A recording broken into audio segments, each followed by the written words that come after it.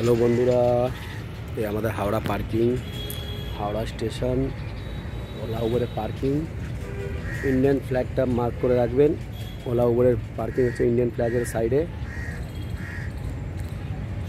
আর 22-23-এর অপোজিটে একদম, মানে নতুন প্ল্যাটফর্মের অপোজিটে। ওইদিকে যারা পুরনো দিয়ে আসবে তারা 22-23 দিকে রাস্তা দিয়ে হেঁটে এলে পেয়ে যাবে।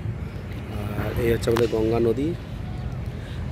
হাওড়া ব্রিজটা দেখতে পাচ্ছেন, এখান দিয়ে লক্ষ্য করা যাচ্ছে। এই দেখুন, সব লঞ্চে করে কত লোক কাজে যাচ্ছে দেখতে পাচ্ছেন। ওই পারটা পুরো কলকাতা,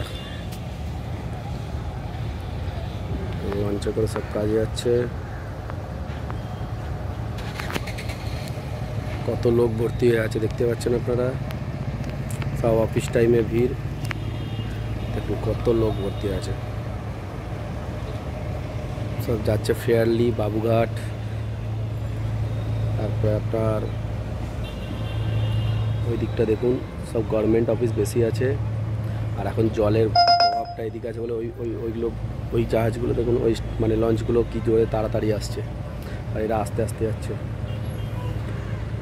আর এখানে পাশেই আছে বন্দে ভারত রেস্টুরেন্ট, নতুন করেছে, আপনারা সকলেই জানেন।